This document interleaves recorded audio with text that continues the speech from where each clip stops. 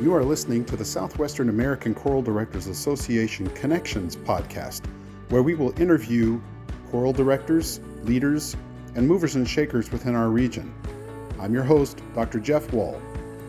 We hope you enjoy these conversations. Please like and subscribe this YouTube channel for future content.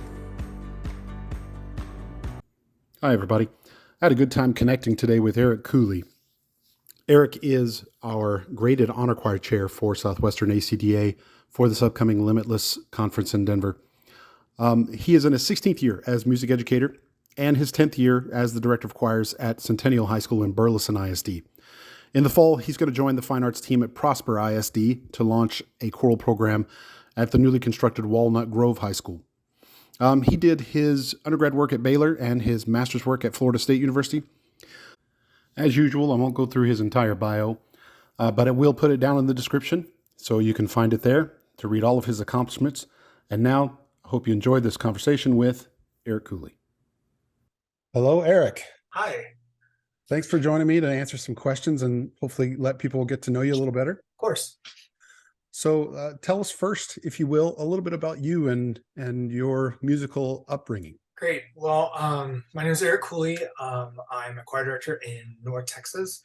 I've been teaching for 17 years, and I've been at my most recent job in Burleson for the last 10, but I made the move over the summer to a new school, opening a new campus in North Dallas, Walnut Grove High School in Prosper.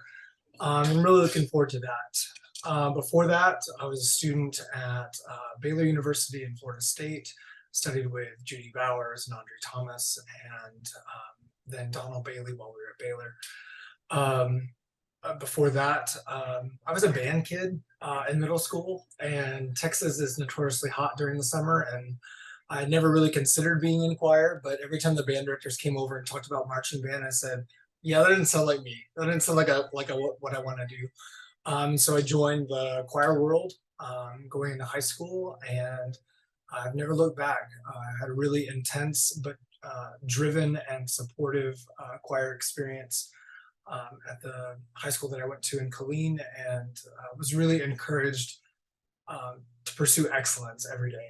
And I find myself spitting out fragments still to this day of like the things that I was coached and taught as a high school student pursuing music. So came to it a little later than some of my friends and colleagues, but yeah, I've really jumped in with both feet and really enjoyed the journey. It's been stressful and trying, but it is well worth the effort that it's taken to get to this point. That's very cool. So what was your instrument in band? I was a trumpet player. From what I'm told, I don't have the trumpet player personality. Feel like more of like a French horn or oboe player, but I'll leave that to the band director to decide how true that is. So, yeah, there are those stereotypes, aren't there? Even for us choir directors. Yeah, definitely a tenor. I'm definitely a tenor. Okay, there you go. Good. Yeah, so that's interesting. Also, that you're switching schools over the summer here, and it seems like it's been in other meetings we've had. It seems like it's been a little stressful wrapping up end of year things and trying to put a nice bow on it and make sure everybody has a great experience leaving your previous location and then going to your new location, trying to set things up. So how's that been for you? How's that transition been? Doing two jobs at once. I wouldn't say it's fun. It's mentally challenging, but I've kind of nested where I've been for 10 years. So kind of cleaning up all of the stuff so that somebody else can come and do with it what they would like. That's been my biggest priority. And there will always be another class that you want to stay and work with. There will always be another group of kids like, oh, just one more year. But it was time to do something fresh and new. And while it's been busy wrapping up, it's been nice to let go of some of those things and wish those kids the best and then get excited about doing something else. Lots of busyness and lots of work attached to that. Just ordered about 200 uniforms this morning in all the sizes. And so the work hasn't stopped just because the bell is rung for summer, but it's been fun to get to set something new up over the last couple of weeks. Yeah, I think that'll resonate with a lot of people out there. Just because the bell has rung doesn't mean you're done. We stay, people have this misconception that we're done over the summer, and Yeah, it doesn't happen. There's always preparation for the next thing, right? right. So, okay, great. Well, let's move on to the next question then. Well, tell us more about your role then in Southwestern ACDA. Okay. When we got ready to go to Little Rock, I was tapped kind of over the summer to, hey, this person has organized a couple of things, serves as region chair in Texas, and Jessica Napolis shot my name over to someone on the SWACDA board and said, hey, think about asking this person to help. And I said, you know what? I don't have anything else to do. So let's give that a shot. I've worked with the Texas All-State Choirs as an organizer in the past, and served on the TCDA board. And I said, this sounds like a skill set that I have that I would enjoy being a part of and learning more about SWACDA. So I jumped on as the co-coordinator for Little Rock for the graded honor choirs. And now I'm serving as the lead coordinator for the graded honor choirs for Denver. And working with the honor choir coordinators themselves to plan auditions and set up the process for screening our kids for this year, and working with the clinicians to make sure that they've got what they need for a great concert at the convention. Excellent. Yeah. So it seems like you're a glutton for punishment, like many of us. Yeah, I feel like one of my like teacher gifts, like I enjoy being a musician, I enjoy working with kids, but I feel like one of my teacher gifts is facilitation, and trying to like move roadblocks and help figure out puzzles so that the clinicians or the students can show up and just kind of do the work that they've been asked to do. And that's exciting to me. I love those puzzles. My brain works that way. And so this was like right up my alley. So I'm glad to be able to do this. Yeah, absolutely. On the backside, I can attest you've been really adept at all of the putting all the puzzle pieces together and making sure all the organizational things are in line. So we really appreciate you. We're glad you're on the team. Yeah, thank you. What is a piece of music that you think best embodies your personality? Oof. It took me some time to think about this, and I'm gonna go with rather my personality, but music that makes me happy. And I love Americana, like folk songs and things of that nature. So like the Nellie Bly or the Rudder Dashing Away. I know one's British and one's a little bit more American, but the singing tradition that's kind of rooted in that music really just makes me happy as a musician, and I really enjoy teaching it. And I feel like I lean into my gifts as a conductor and teacher when I teach music like that. So it just makes me happy to hear that music, and I feel like reflects the energy that I hope I bring into the classroom. I love that. Yeah, this is maybe a curveball, but a lot of us listen, of course, you listen to music outside of choral music too. And what's your jam? I probably am not gonna help this conversation. I listen to podcasts.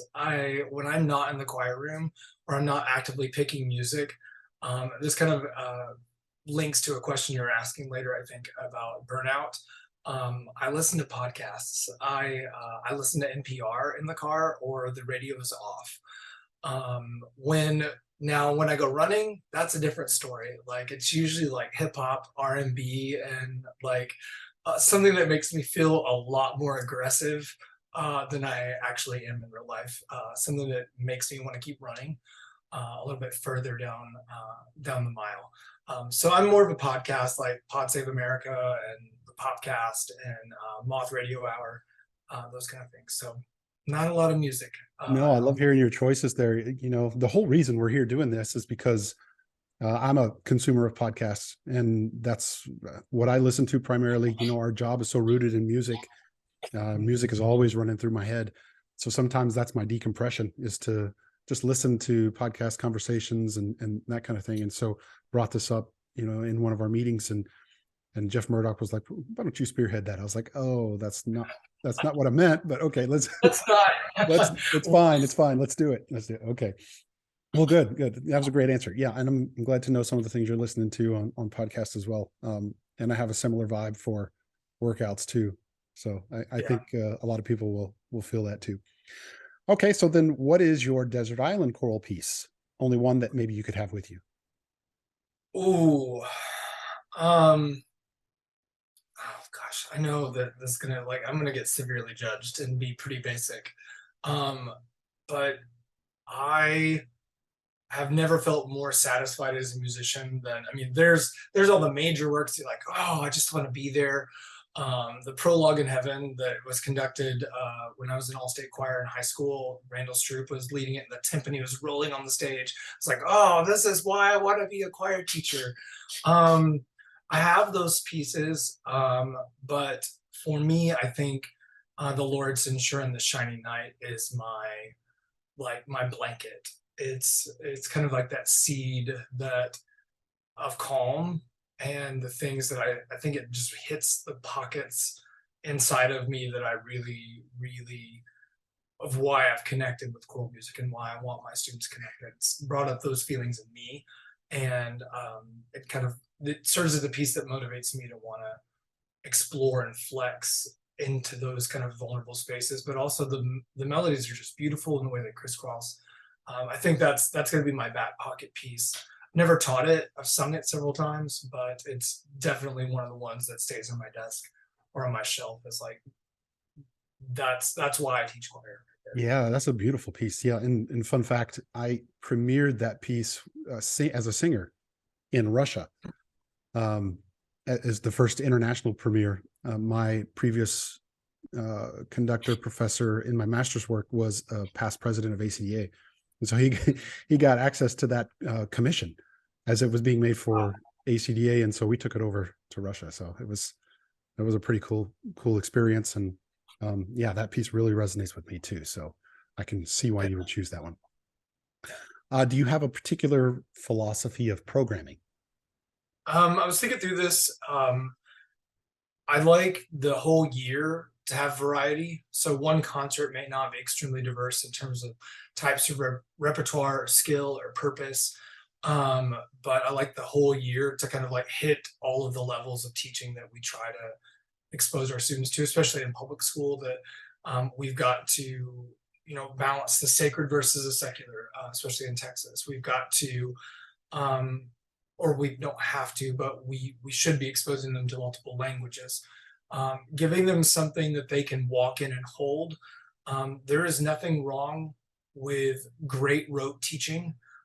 There's music that is rich and necessary for our students to learn that doesn't involve sheet music, or is not built to be taught off of sheet music. So great space for just singing in the room, preparing a piece in that way, but also something that's going to challenge their musical reading skills. So I think what I wrote down earlier is that pieces that provide easy access earlier on in the year, things that push their skill level, and then an overall programming ideal that leaves room to polish. If you've picked music that you're hanging on for the last 3 days, being like notes and rhythms aren't learned and those kind of things, like it doesn't have to be hard to be good. It should be beautiful though. And I think leaving time in your programming that you can polish the music, not just execute the music, I think is a really big programming tool that I'm admonishing myself for. If you ask my kids, like, I want to spend more time on words, I'm like, yes, but we're like phrasing matters and neutral vowels, and like we just run it through all those filters. That I think that's my biggest programming strategy. I try to look at the whole year and create diversity across the year, but also create opportunities for them to polish, not just get it done. Yeah, I think those are great takeaways, and I think that those are applicable to maybe a lot of young conductors and choral leaders that could implement that philosophy. So thank you for that. Kind of along those same lines, what are some pointers maybe that you have for an emerging choral leader?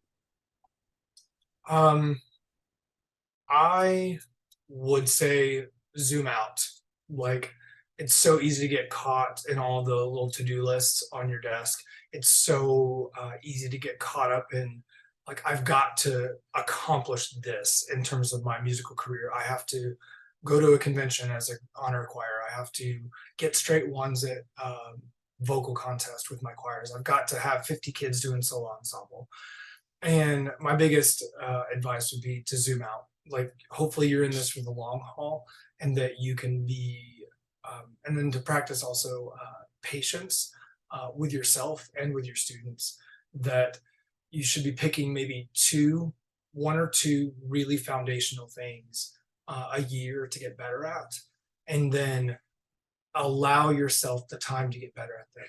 And when you feel like you've advanced through that goal or through that skill, or you feel like you've got a good grasp on that, and that those habits become innate in your teaching and in your practice as a professional music educator, then add something else, add the next activity, or be okay with being like, let's just do this really well consistently before we ever do anything else, before we add anything else.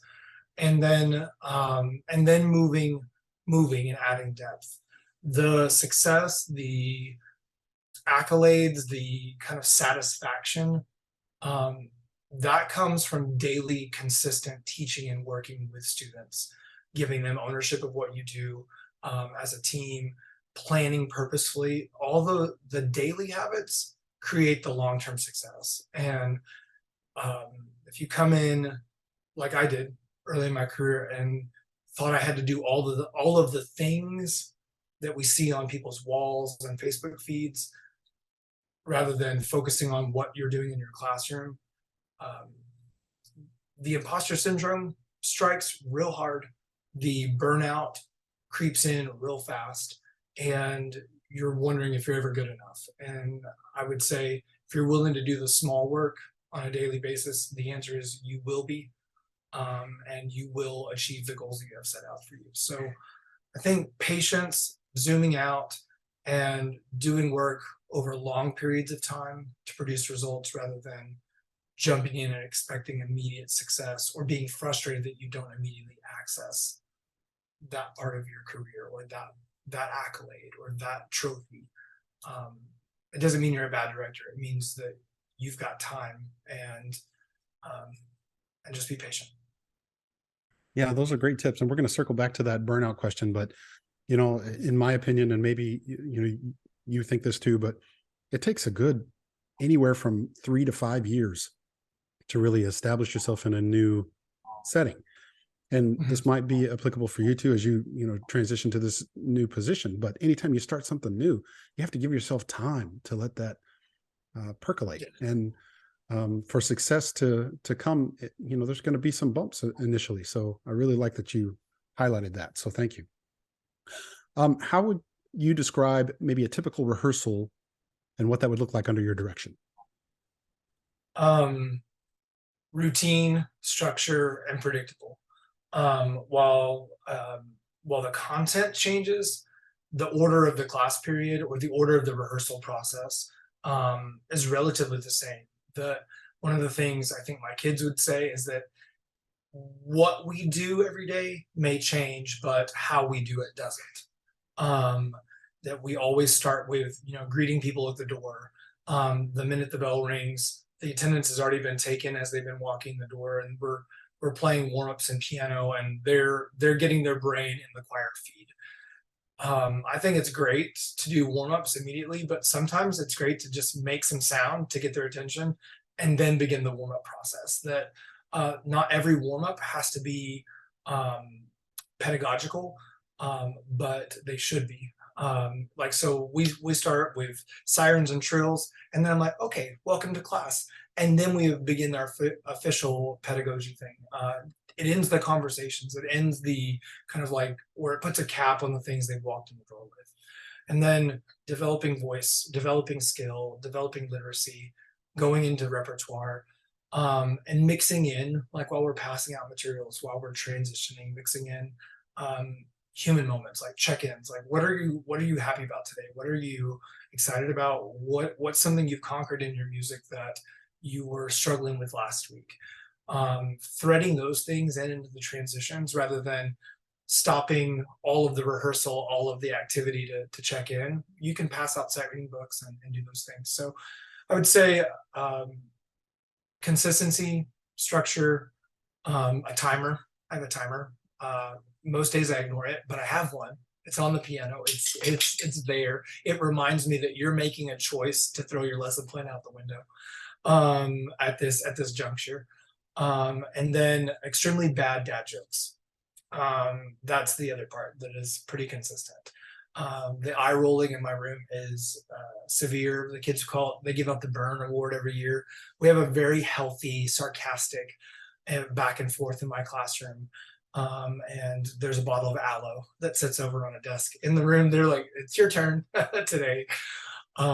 So I think that's how you would see my rehearsal moving.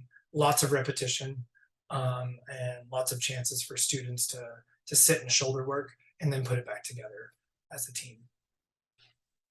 It sounds like there's not a lot of downtime, No. quote unquote, for them for things to go awry. So that's a great takeaway too, because you have to keep them engaged and moving, and always thinking about what's happening and being involved in what's happening right now, but also what's the next thing. And as a conductor, your brain has to be always those many steps ahead of them. So I really like that. But I also like that you mentioned the sarcasm element. We're taught in music education classes that sarcasm has no place in the classroom. And I don't know about you, but I can barely teach without sarcasm. But it is a healthy sarcasm, as you mentioned. So that's an important distinction there. So it can't be malicious, but it's it is. Yeah. But I would it's a great say thing. the kids know that the more I pick on them, the kind of more I'm aware that they're present. The more they feel seen, even if they feel burned. But the burns are like, are you sure that's how you want to sing that? Because that's not what the composer wrote on the page. And things along those lines that we play as much as we work. But I feel like a consistently run, scheduled, and structured classroom is probably also one of the best discipline tools that there is for, especially for foundational music programs like public education, choirs K through 12. The more planned and structured the rehearsals are, and the more forward momentum. It doesn't mean we're busy, doesn't mean we're frantic, but the forward energy of a rehearsal mitigates either the apathy or the energy that they bring in from the hallway, or keeps them from messing with other people. Like JV boys just constantly touching people. The busier you are, the more things you have in their hands. Sometimes they become weapons, but the things they have in their hands, the less they are likely to be off task, and the more you're able to get out of them, even when the full moon is out. Yeah, absolutely. Those are wonderful points to bring out. So I'm glad you did. Now going back to your mention of burnout, what do you do to relax and fight burnout? We heard about podcasts. Now, what else? Podcast. I am an avid Lego builder. I love it. I love pulling up the step-by-step manual and working on 3 or 4 bags at a time and just chilling out. I take my dog that's wandering around here in the blurry background on walks. I live in downtown Fort Worth, so I can walk to a coffee shop pretty easily and kind of go hang out in Sunday at Square. But most importantly, I check in and spend time with people who aren't choir directors. It kind of keeps like, this is really important work. I think it's because we deal with people. I think there are many, many other people in our world that do work that is as important and as impactful as what we do. And sometimes when we get in our choir echo chambers, we forget that there's more to life than choir. And I love this. This is my profession. This is my job. This is what I do. So I think where I'm called to be. But when I'm around other people, I'm like, oh, there's so many ways to serve, and there's so many ways to recharge. And spending time with those other people, just perspective reminder about all of the other things going on in the world. And I think as humans, we know that there are, but sometimes we're like, if this concert is not, I will be a failure. Or if it doesn't make people cry, then I've not met my peak musical experiences and things like that. And that pressure that we put on ourselves can be exhausting. So that's why I listen to podcasts. It's why I build Lego. It's why, I mean, the last school year, I committed 2 days a week that I was going to come home and like cook a meal, and one of those meals had to be a recipe I never cooked. And so trying to do something like that 7:30 to 9 o'clock window when I get home, the phone went down. I just cooked. I just cooked dinner. I made meals for the week. Yes, it served a purpose, but flexing my brain in a different way, stopping the decision making process, following a list and a structure and an order, um, letting somebody else make the choices. That that's been a really great way for me to reclaim some of my energy and to refocus my attention. I love what you said there about, having friends, contacts, acquaintances outside of this profession. It's so important. And I think it provides perspective, as you said, and it informs what we do in the classroom too. So I'm really glad you said that. And honestly, I'm finding out more about you in this interview and finding that our sensibilities are somewhat aligned. So I'm really appreciating some of these things that you're saying. I think they'll also be appreciated by the folks listening. Okay, so now we're going to go into this Accelerando round. These are just quick Okay. questions. You don't have to think too much about them. Oh, And just the first thing that comes to mind. Some of them are choir related, and some of them have nothing to do with choir. So if you're okay. down, here we go. Like Brene Brown's rapid fire at the end of her podcast, like, which is my favorite part of the episodes. But here we go. Yeah, exactly, I, exactly. What's the worst job you ever had outside of choral music? mm, oh, my mother's gonna kill me for saying this, but like working in her bakery, like I I hate doing dishes, and that was like I got paid well, but working for my mom was probably the worst job that I've had. I've had good ones, so that's part of the problem. I've had good ones, but being a dish and catering assistant like that's just not my jam. Absolutely. Yeah, we're going to have to talk about that later because I have a similar story.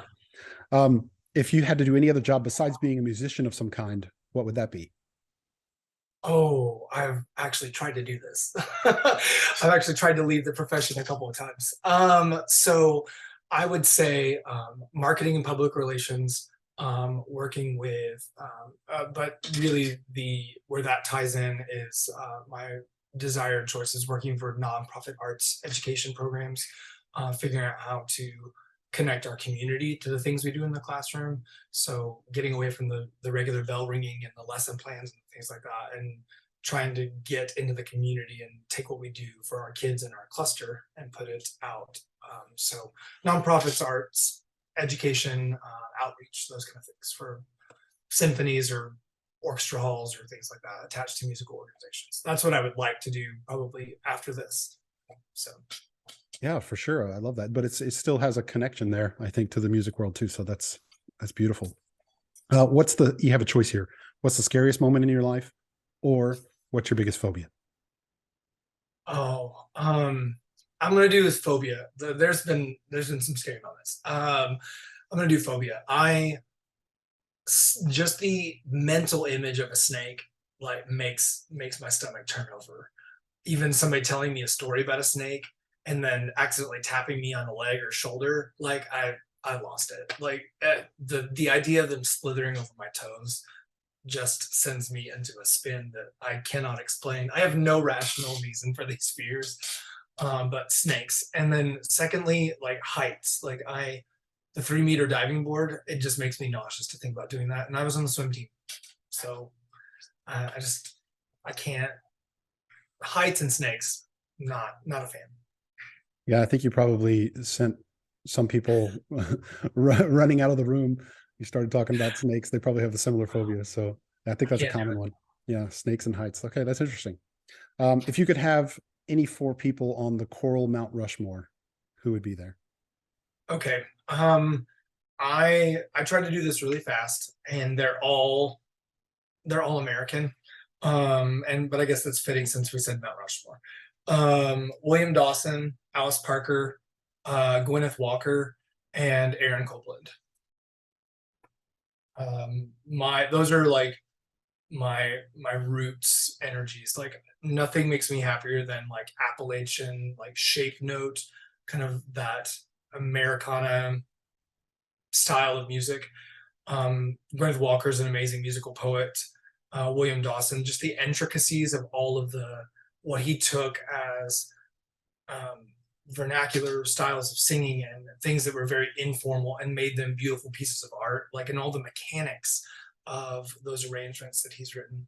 And the way he and Alice Parker have like preserved like hundreds of years of musical history through their arrangements. I think those are my four. I know Whitaker, people are gonna be like, you should include all of these people. But those are four people that I just enjoy making their music. And working through them. But there are also a ton more on that list.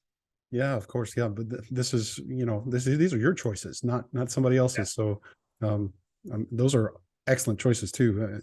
And it's interesting to hear everybody's different perspectives on these four composers for choral Mount Rushmore. I made the question, but I'm going to have to think about what mine would be, because it's hard to choose just four. That was the panic question when I was going through your like prep sheet. I was like, I don't know. Yeah. That's the only one in the Accelerando round that I send out beforehand, because I know it might send some people into a panic. Okay, so what is something that you spend way too much money on? Oh. Okay, one I know I can say here, and that's Legos. Or Lego. Sorry, it's no S. And two, probably going to the wine section at Central Market. That probably, like, I love cooking, but I more enjoy the wine that you get to cook with and eat with at the dinners with friends. I love it. Yeah, okay. Yeah, I think that like a good wine tasting, like sign me up. Let's go. So I'm on board for that. That's very cool. All right, cool. What is a secret talent that most people would be surprised to learn about you? Oh, there's not many of those. I don't know secret talents. I've had to do it recently, and I didn't really think that I would enjoy it, but like writing the school song and the fight song, like I get really kind of excited about cheesy spirit stuff, like and so like sitting down and writing those things, they were like little bolts of like energy and electricity. I don't know if it's a talent, but we'll leave that for the kids to decide at the new school. But I really enjoy doing it. Like I enjoyed it a whole lot more than I thought I was going to, and practicing writing all that stuff, that was pretty fun. So well, yeah, that's a good secret talent. I think people might be surprised to know, for sure. Yeah, you could go and write all the fight songs and the alma maters and all those things. So that'd be awesome. My sister would say my special talent is killing jokes. Like I tell a really good one, followed up with another really good one, and then 3 strikes, I'm out. Like after that, that's what my sisters would say. My special talent is killing jokes. So, well, I have a really dry sense of humor, so I think that could work still. Okay, so what is? Sorry, if you could have any superpower, let's start there. If you could have any superpower, what would it be?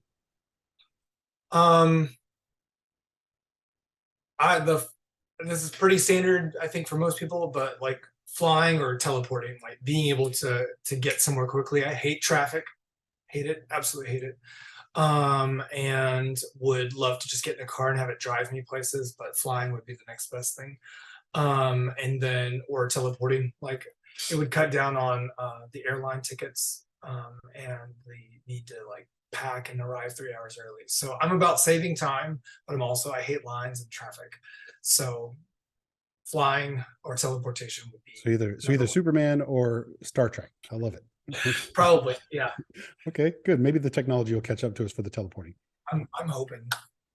Okay, well, congratulations, you've achieved tempo presto. So no awards or trophies or anything, but there we go. So you've ended the Accelerando round. Okay, so getting back into the choral questions here, who is another choral musician that you'd like to maybe lift up right now? I've got 2, and I have a lot of colleagues, or in my area. I'm not alone in my generation of choir director, but there's very few like colleagues that I have kind of in my band with of like years of experience, and just kind of like background. And so I see a lot of choir directors that are like in year 7 to 12 of their teaching career that are just showing up every day and making really good music with their kids. They're not necessarily convention performing choirs, but they're showing up, they're being consistent, they're doing all of the things that a great choir program has. And like just the community and the culture that I see them building on a daily basis is really, really unique and inspiring, that there are more people coming up that are going to be leaders in our field soon. And I'm really excited about that. It helps me not feel alone, and keeps me young, actually. So I've got a few colleagues like that in our area, but I think most recently, it's somebody I've worked with on and off for about 10 years. Reginald Wright has been at Mansfield High School, and kind of adjacent to our kind of attendance boundary down here in South Fort Worth. But anytime I need him, he calls, he picks up the phone and is willing to, like, hey, I'm willing to come up with the kids. He's super busy. But the time we get to spend talking with each other and bouncing ideas off each other, we've taught camps recently. And then this past year, I commissioned him to write a piece of music for us. And just the opportunity to kind of really experience his passion and desire to write good music, but in leading kids through musical experiences that are gratifying, edifying, has been really cool to watch, but also really educational as a teacher. Yeah, so my young colleagues that are around me, or younger colleagues around me, but more specifically Reginald, and just kind of the colleague that he's been to me over the last couple of years, and building my program and giving me advice, and then creating some beautiful music with him professionally, and then in the classroom with this new music. So Yeah, that's great. I think that's so important too. You know, we have our mentors that we look up to that are maybe older in the profession. We have those that are younger in the profession that we want to try to bring up and highlight. But I think it's also so important, as you highlighted, to have those that are on equal timelines of the journey, that you can bounce ideas off of and, commiserate and and just really enjoy the experience with as you go along into this profession. So I think that's a great answer. What are your goals in this new position for this next academic year? What are you looking forward to the most? Looking forward to like developing and expanding my professional network. I know it's not very kid-centered and being in the classroom, but I'm going to a district where there is a larger structure to support fine arts teachers. The number of fine arts teachers on our campus is bigger and more visible. We're all kind of together in the same wing of the building. I'm really excited about being a part of a larger professional community. I've been over on the Fort Worth side of the Metroplex, and people who are like, oh, you're from Dallas. No, Fort Worth is very different from Dallas, and it's not very close either. We're a really large landmass up here. There is a lot of high schools and public schools. And so there's just so many people, and there's just so many people that I know or like work alongside with at a convention. I've had a really great experience over here in Fort Worth as a young professional, moving over to the Dallas and North Dallas side of the world near Plano and in that area. I'm excited about expanding my network of people that I get to see and interact with on a daily basis, to sharpen my tools and encourage others and be encouraged by others in different ways. So that's something I'm really looking forward to. And that starts in my classroom. I get to finally work with an assistant in a program, and I couldn't have asked for a better person to start that journey with. And so I'm eager to see what I can do in a new community, to learn this new community, and then to figure out what the kids in this community need to grow through and thrive with, and a chance to not do what I've always done. I think those are the things: the community, the people I get to work with, and then a chance to do new things and have permission to break the mold, I guess, a little bit, and start from scratch. Yeah, those are great goals. And I think you're absolutely right. I'm a Dallas native. So it is a completely different world. People try to liken DFW as an entire metroplex, and it is, but it isn't. Right. It is a very wide landmass. There are completely different demographics, completely different setups of school districts, and it's important, I think, that you highlighted that, and just the fact that you're looking forward to these things of establishing and working with new folks and trying to expand your professional network. I think those are all things that people would want to hear from you and to learn about you. And now that has opened the door. Hopefully that will help in this this little podcast thing. Maybe will help open those doors, and you'll get a few calls. Yeah, it's been really great to be where I've been. It's home. It's a really comfortable and supportive environment. I'm just excited to challenge my brain, to challenge my experiences, and sometimes it's okay to move for you. And just be like, it's time to do something else. And that's I'm looking forward to that. Yeah, I love that. Okay, so that wraps us up here. Where can people get in touch with you if they want to connect? Facebook is great. It's open. Just send me a friend request or a Facebook message. I try to check it every now and then. But more importantly, like in my role for SWACDA, if you're needing to touch base with me for SWACDA related stuff, it's SWACDA HC chair at gmail.com. That's the best way if you're looking for business related stuff. But social media is the best way to start contact. If you're looking for other things or other points of contact, I'm happy to connect and support or encourage as needed. So.